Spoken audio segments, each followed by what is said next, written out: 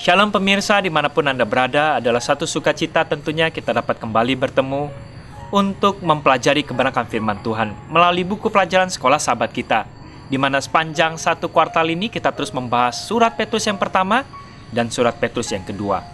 Adalah suatu pengalaman Petrus yang dia tuliskan ketika Tuhan memanggil dia untuk mengembalakan domba-dombaku. Tentu panggilan yang sama ditujukan juga pada kita pribadi lepas pribadi. Kita harus menjadi contoh yang baik agar begitu banyak orang dituntun kepada Kristus melalui kehadiran kita. Dan tentu kita mengalami begitu banyak tantangan-tantangan dalam hal-hal pelayanan kita setiap hari. Dan inilah yang menjadikan suatu pelajaran yang Petrus ingin sampaikan. Dalam dunia pelayanan, kehidupan sehari-hari ini, kita tentu menghadapi begitu banyak tantangan. Untuk itu, biarkanlah pada hari ini sebelum kita mempelajarinya, kita dapat mengundang setiap anggota-anggota keluarga kita ataupun teman-teman kita yang rindu yang berada dekat rumah. Tidak ada salahnya jika mereka tidak mempunyai parabola, undang mereka datang ke rumah sehingga kita dapat belajar bersama-sama. Dan jangan lupa siapkan Alkitab berada dekat kita sehingga kita dapat membaca secara pribadi ayat-ayat yang kita akan bahas dalam pelajaran hari ini.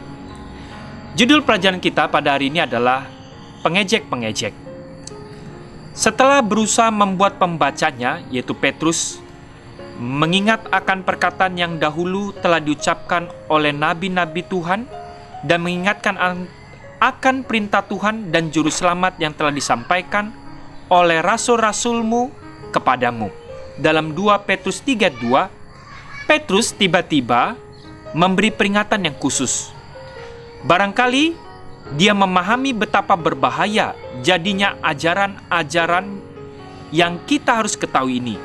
Ia berusaha memberikan kesan dengan otoritas mana dia menuliskan suratnya. Kita dapat membaca dalam surat yang dituliskan oleh Petrus, 2 Petrus 3 ayat 3 dan 4.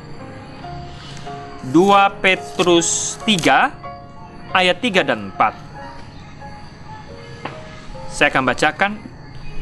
Yang terutama harus kamu ketahui ialah bahwa pada hari-hari zaman akhir akan tampil pengejek-pengejek dengan ejekan-ejekannya, yaitu orang-orang yang hidup menuruti hawa nafsunya. Ya, orang-orang ini dia hadir bersama-sama dengan kita. Dia tentu mendengarkan kebenaran firman Tuhan, tapi kehidupannya selaras dengan kehidupan yang penuh hawa nafsu. Sehingga mereka lah yang menjadi pengejek-pengejek yang paling sengit dalam kehidupan umat-umat Kristen saat ini. Dan bahkan mungkin mereka berasal dari dalam, dan kemudian dia mengejek setiap kebenaran-kebenaran yang dituliskan berdasarkan kebenaran firman Tuhan yang dihidupkan oleh umat-umat Tuhan yang setia. Pengejek-pengejek yang paling dahsyat berasal dari dalam. Kemudian kata mereka, di manakah janji tentang kedatangannya itu? Sebab sejak bapa-bapa leluhur kita meninggal, segala sesuatu tetap seperti semula pada waktu dunia diciptakan. Ya, hal ini juga hal yang sama terjadi ketika sebelum air bah itu datang ketika zaman Nuh. Mereka mengejek pengejek-pengejek yang paling sengit. Mana air bah akan turun? Begitu juga dengan kehidupan sebelum zaman akhir. Orang-orang dalam akan melakukan pengejekan-pengejekan yang akan mempengaruhi begitu banyak juga umat-umat yang setia. Mungkin mereka menjadi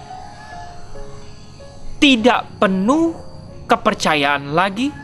Bahkan mungkin ada yang meninggalkan imannya karena merasa malu.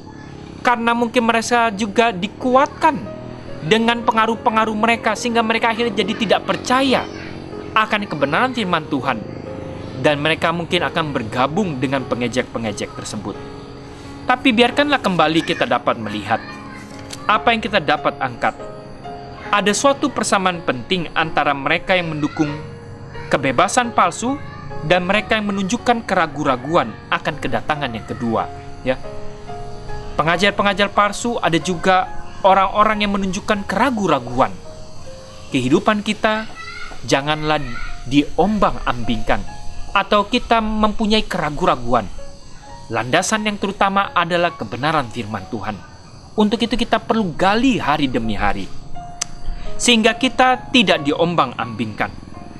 Sementara itu, kelompok yang pertama hidup, mereka menuruti hawa nafsunya karena ingin mencemarkan diri. Janganlah engkau sama dengan dunia ini. 2 Petrus 2 ayat 10. Sementara mereka yang menyangkal kedatangan Kristus adalah mereka yang hidup menuruti hawa nafsunya. 2 Petrus 3 ayat yang ketiga. Jadi bukankah secara kebetulan bahwa keinginan berbuat dosa dapat menuntun orang kepada ajaran-ajaran yang penuh dengan keraguan-raguan atau ajaran yang sesat? Pengejek-pengejek, dia peringatkan, akan menanyakan pertanyaan yang tajam. Di manakah janji akan kedatangan Tuhan itu? 2 Petrus 3 ayat yang keempat.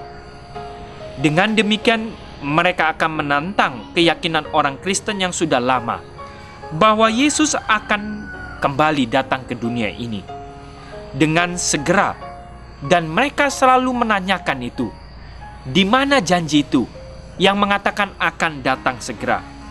Akhirnya, khususnya karena ia sedang berbicara mengenai hari-hari terakhir, pengejek-pengejek ini akan mengangkat realitas dan tidak dapat dibantah bahwa banyak orang Kristen telah meninggal dan segala sesuatu tetaplah seperti semula. Inilah serangan-serangan yang mereka selalu berikan. Yang pertama adalah gaya hidup yang sama dengan dunia akan menuntun kehidupan kita yang penuh dengan keraguan-raguan akan kedatangan Tuhan tersebut.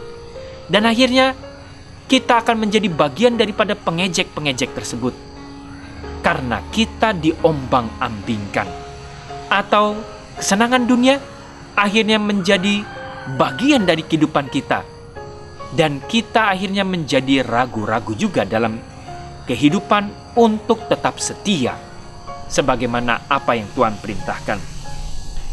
Kita dapat melihat mengenai hari-hari terakhir, khususnya karena ia sedang membicarakan mengenai pengejek-pengejek ini, dia akan mengangkat realitas yang tidak dibantah, yang tidak dapat dibantah, bahwa kehidupan ini sepertinya semakin baik, atau kehidupan ini seperti biasa saja. Janganlah kita dipengaruhi akan kedatangan Tuhan yang kedua kali. Inilah yang disampaikan selalu oleh pengejek-pengejek tersebut. Di permukaan, itu bukanlah pertanyaan yang tidak masuk akal. Sedangkan Henokh, pahlawan iman yang hidup kudus, ditulis dalam buku Alfa dan Omega jilid yang pertama, Para Nabi dan Bapa, halaman 89, bahwa orang benar dan orang jahat akan bersama-sama kembali ke tanah, dan inilah kesudahan mereka. Mereka akan mengatakan, tentu sama kan? Orang jahat dan orang benar, dia akan mati juga kembali ke tanah. Dan dia susah karena hal itu. Henokh mengalami kesusahan, kesedihan karena hal itu. Jikalau Henokh pun yang hidup sebelum air bah bergumul dengan pertanyaan ini, bagaimanakah akan lebih banyak lagi mereka yang hidup ribuan tahun sesudah itu, bahkan menjelang hari-hari terakhir, mereka juga akan disusahkan oleh pengejek-pengejek itu. Roh Nubuat telah menuliskan, tapi oleh sebab itu, dengan amaran ini, apakah kita perlu menjadi ragu-ragu? Seharusnya kita semakin dikuatkan, karena Tuhan kita selalu menepati janjinya. Dan bagaimana dengan kita yang sekarang ini? Bagaimana dengan umat-umat Tuhan, khususnya umat gereja Masehi Advent hari ke-7? Nama gereja Advent hari ke-7 mengangkat sebenarnya gagasan dengan landasan akan kedatangan Kristus yang kedua kali. Dia tentu masih belum datang saat ini, yaitu Yesus tentu belum masih datang. Dan benar, kita juga menghadapi pengejek-pengejek, sebagaimana yang Petrus telah ramalkan dari jauh-jauh hari sebelumnya. Tapi satu pengharapan yang pasti, jikalau pengejek-pengejek itu terus mengejek dalam membuat kita ragu-ragu, kita tidak perlu diremahkan. Pengejek-pengejek itu akan selalu ada, bahkan jauh lebih sengit lagi, sampai kepada kedatangan Tuhan yang kedua kali. Tapi melalui janji kebenaran firman-Nya, kita selalu harus dikuatkan. Tuhan akan datang, dan Tuhan kita akan selalu menepati janjinya. Tapi satu hal yang terpenting sebelum kedatangan yang kedua kali, yang harus menjadi pelajaran kepada kita, apakah kita memiliki karakter yang sama? Karena sia-sialah kedatangan Tuhan kalau kita tidak memiliki karakter yang sama dengan karakter Kristus. Karena waktu kedatangannya, kita tidak akan diubahkan, yaitu karakter. Tentu fisik akan dirubahkan, yang mati akan dibangkitkan, tapi karakter tidak akan dirubah. Sekaranglah waktunya membentuk karakter kita. Apakah kita memang rindu hidup bersama-sama dengan Tuhan yang memiliki karakter yang merupakan suatu pelajaran untuk kita rubah menjadi karakter yang sama dengan karakter setiap anak-anaknya yang akan hidup bersama-sama dalam kehidupan yang kekal nanti. Ini adalah suatu pelajaran yang penting tentunya. Sambil kita menunggu kedatangan Tuhan dan pengejek begitu banyak, yang menjadi pelajaran yang utama adalah kita menjadi sabar, kita memiliki karakter yang sama dengan karakter Kristus, dan karakter Kristus yang penuh kasih itu, yang menuruti hukum-hukum Tuhan, menjadi pelajaran dalam kehidupan kita dan seluruh rumah tangga. Kiranya Tuhan memberkati.